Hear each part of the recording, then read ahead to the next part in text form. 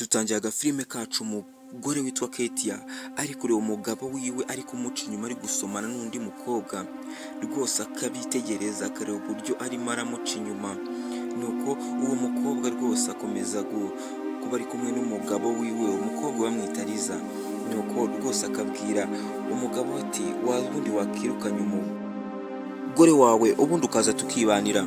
Nuko ako kanya William uwo mugabo ahita avuga ati rwose nzabikora nibikunda ubundi twibanira. Ako kanya umugore we w'isezerano Ketia akahita abibona rwose bikamucanga, akahita avuga ati abantu reka mbareke ndaje nshaka uburyo mbigenza. Komeza ukurikira agafilime kacu muraza kwigiramo byinshi ndetse uraza gusobanukirwa ese byatangiye gute, ni iyihe mpamvu, uraza gusobanukirwa.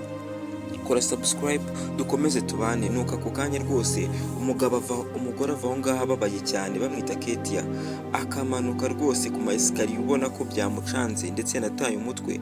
Abari bari mu byo barimo rwose umugabo we ndetse na Liza bakomeza kuguma mu byo bari barimo bagakomeza gusomana. Nuko Ketia akagera mu ntebe akicuza akavuga ati akarira rwose cyane, akibaza ibintu biri kumwe, agakubita imisego ati none ibi ni ibiki biri kumbaho. Rwose William we ndetse na Liza ntibaba bamenye icyabaye ndetse bakomeza kwibera mu byabo. Nuko ako kanya Ketia agatangira gutekereza ukuntu byatangiye ibi byose, ese byagenze gute kugira ngo William ndetse na Liza babe bari muri biriya. Nuko bakahita badusubiza inyuma ho gatoya rwose Ketia arimo aririra ndetse ari kumwe n'umugabo we William, mbona ko bishimye rwose barimo bari kuganira rwose bavuga ati dufite urugo rwiza rwose ati cyane urabizi. Ako kanya telefone ikahita isona, nuko umugabo akahita yubika ubona ko rwose aricyo yikanze. Nuko Ketia akamubwira ati ese niye mpamvu uri kubika telefone, ati ntabwo iyi telefone rwose ari ingenzi kuyitaba rwose, reka ikize nuko nayireka kandi mfite byinshi byo gukora. Ako kanya William akahita ahaguruka akahita agenda ubona ko ari kugenda areba igitsura. Ako kanya umugore we Ketia akitegereza akavuga ati se hari ikibazo cyaba giharira. Nuko ako kanya William akaza agacunga umugore wiwe akahita agenda. Ako kanya Ketia wakomeza rwose kuba ari kwirira nta n'ikibazo ubona ko gihari. Ako kanya William akahita avanaho telefone agiye ahantu umugore we atari bubashe kumufata ndetse atari bubashe no kumwumviriza, akahita yitaba akavuga ati wowe nibiki ukora uri kumpamagara ubona ndi kumwe n'umugore wanjye, wowe ibyo ntabyo uzi koko ko bibujije kumpamagara ndi kumwe n'umugore kandi turaza kuvugana mu kanya. Akahita amukupa akahita agenda bagasubiza Ketia rwose ari komeza yirira nta n'ikibazo ubona gihari. Ako kanya William akahita abwira Ketia ati rwose mugore mwiza dore hari ahantu ngiye ndibuze kongera kugaruka kandi ntuze kugira ikibazo. Ako kanya William ahita amubwira gutyo ubundi William akigendera. Ketia akavuga ati okay sawa nta kibazo, nuko rwose ubona ko yabyoroheje. Ako kanya akahita ababara akahita abona ko ari we wamuhaye uruhushya yego, akahita yongera akibuka ibindi by'uko hari haje umukozi mu rugo. Ako kanya rwose umugore we aba arimo arasinzira rwose aho ngaho ubona umunaniro umumereye nabi ari hagati ariko baba bamuhaye imiti isinziriza. Nuko ako kanya ubona ko William ndetse na Liza rwose bafitanye gahunda bakahita basomana imbere y'umugore. Umugore we rwose aba afite ibitotsi bamuhaye imiti myinshi cyane ituma asinzira. Akahita avuga ati reka rero mbareke mukomeze muganire njye nshaka kujya kwiryamira. Ariko Ketia akomeza kubabwira nuko William akamubwira ati nta kibazo reka nkugeze ku buriri niba wumva unaniwe. Nuko Liza akamubwira ati nta kibazo rwose. Nuko Ketia rwose ubona ko ari umugore ucisha makeya ndetse unasabana. Ako kanya William akahita afata umugore akahita amujyana mu cyumba. Nuko Liza akavuga ati ndaje tubonane rwose Ketia akaba yarimo arabyibuka uburyo ukuntu byatangiye ndetse n'ukuntu byagenze bikamubabaza cyane. Akavuga ati burya mwari mwampaye imiti bene kano kagenda uburyo ibyo mukora byose ntabizi. Ako kanya akahita yongera akibuka ibindi, akibuka Liza aza kwiyarurira rwose yambaye imyenda migufiya, nuko umugabo we agahindukira William agakareba ku kibuno cya Liza, nuko Kate akabibona agahita amugarura umugore wiwe ati ibi ni ibiki utangiye kureba. Ako kanya rwose Liza we ikintu aba ashaka aba agamije ni ugutega akanyobwa William, kuko niwe uba bashaka ko bakundana. Ako kanya rwose we Kate akomeza kubitekereza uburyo ibintu byose byagiye bigenda, ndetse no kugira ngo bigere aha ngaha akahita yibuka n'ibindi. William aba ari kwinjira rwose mu nzu, nuko ako kanya akahita ahura na Kate ati mugabo mwiza, ati se uvuye hehe? akumva parufe akavuga ati si iyi parufe ni iyande? Kuhumura gutya wahobeye nde ko numva uhumura parufe y'abagore? Ariko iyi parufe nta hantu nyizi. Nuko ako kanya William akavuga ati nta hantu yizi rwose, ni umuntu nahobeye bisanzwe ndigendera. Nuko William akavuga ati koko hari ahantu ushobora kuba uyizi? Nuko Kate akavuga ati iyi parufe ahantu nyizi ese okay. Ako kanya rwose William atabona ko hari ukuntu bagiye kumuvumba, akatavuga ati reka mbe nigendeye. Ako kanya Kate agatangira kubyibazaho, yibaza ati se uyu mugabo yabaye iki? Ese ni ibiki biri kujya mbere ntazi? Ako kanya Kate akomeza kubitekereza ibintu byose, ukuntu rwose William yagiye amuca inyuma. Ako kanya rwose akahita tugarura ahandi ari gutekereza ukuntu William ndetse na Kate bari mu buriri, ndetse barimo baraganira amubwira ati ukuntu rwose yamukunze, ndetse n'ukuntu rwose bwishimiye kuba yabana nawe n'ibiki. Nuko Kate akamubwira ati none se kuko seriye byibuze hari ikintu byibuze njye nawe iyo turi kumwe wumva gikomeye cyane? Nuko Kate akamubwira ati ibyo byose urabyibuka?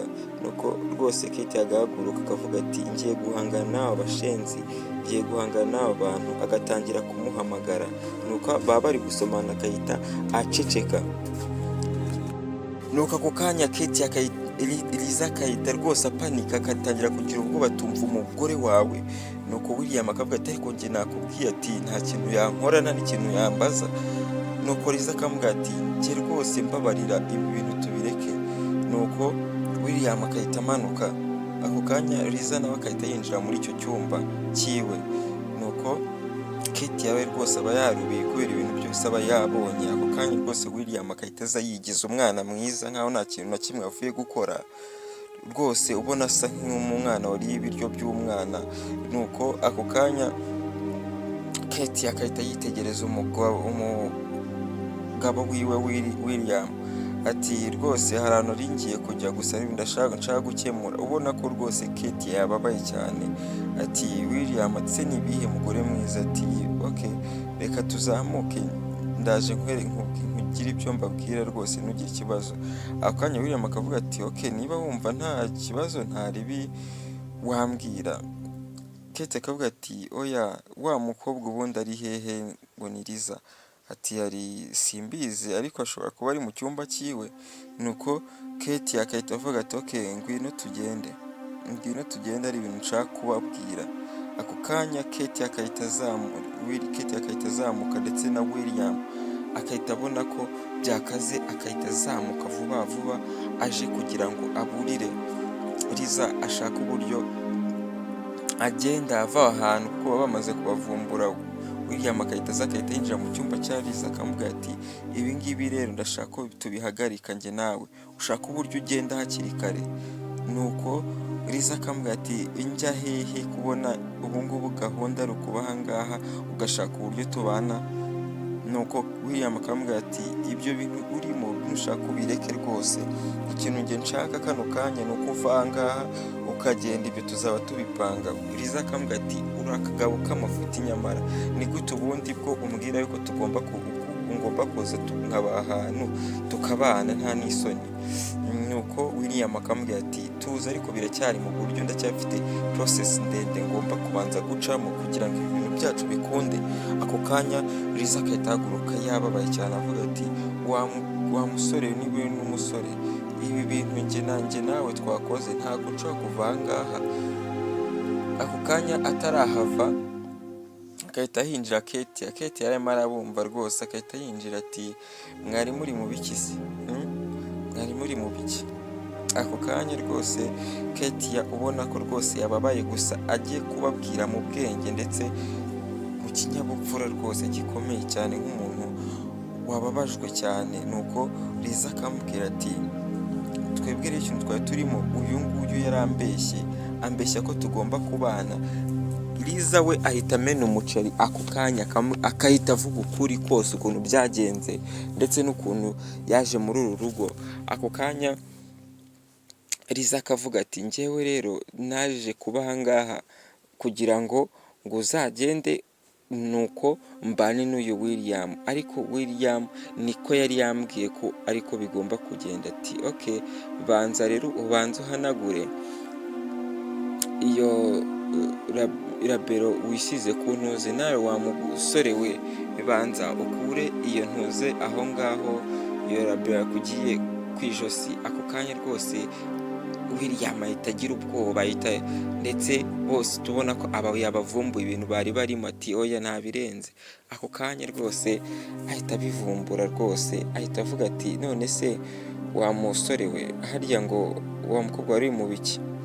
Ahita we nyine yari yavuze ukuri kwiwe, ariko bari bahakanye ko bari bari gusoma ndetse banahuye. Ariko ako kanya Ketia ahita avuga ati nabibonye rwose, wikirirwa umbwira ibindi, nabibonye ko mwarimo murasoma ndetse mwe mumaze iminsi munanshima. William akavuga ati oya ntibishoboka, ibyo se wabibonye ryari? Ariko William akomeza kuvuga ati, Ketia akahita ajya gufungura umuryango. Nuko Liza akamubwira ati njyewe rero ibyo nakubwiye byari ukuri, ntabwo byari ugutebya. Njyewe naje aha ngaha ngo mbane n'uyu musore, ariko uyu musore wawe rwose, niba ari n'umusore, niba ari n'umugabo wawe, yari yambwiye ko agomba kukwirukana. Ako kanya William akahita abona ko rwose araburije. Nuko umukobwa byose akamena umuceri hasi by'ukuntu byagenze ndetse n'ukuntu yaje kuba muri iyi nzu. Nuko rwose agakomeza kumena umuceri ko we nta kintu na kimwe aba yikanga, nta n'ikibazo kiba gihari. Ako kanya William akavuga ati warekeye aho ngaho, wacecetse, ibyo bintu ntabwo ari byo rwose, ibyo sinabikora. Ariko nawe urabizi ibyo sinabikora. Ako kanya Ketia agaseka akavuga ati none se akakwirukana mu nzu yande, akanyirukana mu nzu yande? Inzu ko ari iyanjye, ikibazo kindi uyu nguyu ko namuzanye aha ngaha ngo ambere umugabo, uyu ninde wakwirukana umuntu mu nzu itari iye? Ako kanya William ahita aba ameze nk'ikintu cyariye ibiryo by'umwana rwose, ubona ko rwose byamucanze. Nuko Ketia akomeza kuvuga ati n'undi munsi rero mujye mubasha kureba abasore bafite amafaranga basi, ariko apana nk'iyi mbwa iri aha ngaha rwose, ahabe n'irupfumuye yigirira. Ariko rwose umugore akomeza kubwira Liza rero we rwose ikintu kiba cyaramuzanye ni ukwikundira umusore wifitiye amafaranga. Ako kanya rwose Liza ahita avuga ati njye rero niba bishoboka reka nigendere, ntibyanyu ntabwo mbirimo. Akahita yigendera. Byamara kugenda noneho William akavuga ati none se kumwirukanye. Ako kanya Ketia n'umugome bwinshi akahita akubita urushyi William ati wandaya we, reba ibintu mwarimo murakorera ku buriri bwanjye, nta n'isoni. Ngo nashatse umugabo, wowe nta mugabo ukurimo, noneho ugashaka no kunyirukana mu nzu yanjye. Narakwizeye, icyizere cyawe cyose ndakiguhereza. Ariko Ketia akomeza kubwira William. Nuko ako kanya akavuga ati ndorera ibintu ugiye kunkorera, ndeba ibintu nkoreye, ndorera ibintu nkoreye. Ako kanya ahita avuga ati niba bishoboka hita ufata ibintu byawe ugende, sinzongere no kubana ukundi, sinzongere kubona ukundi rwose. Komeza ukurikira agafilime kacu, inyigisho mwamaze kuzibona kandi nyinshi cyane. Rero ahita amufungura akamubwira ati William agasaba imbabazi, ariko bikaba by'ubusa. Ketia akavuga ati toka mva imbere, gira vava ugende. Akahita afunga aho ngaho, Ketia agasigara rwose bimucanze, agatekereza ukuntu rwose byari bimeze ndetse n'ibintu bari barimo bikamubabaza cyane, agahita amubwira ati n'undi munsi ntuzongere kungarukira mu nzu. Rwose Ketia biramubabaza cyane, inkuru mbi y'urukundo yagize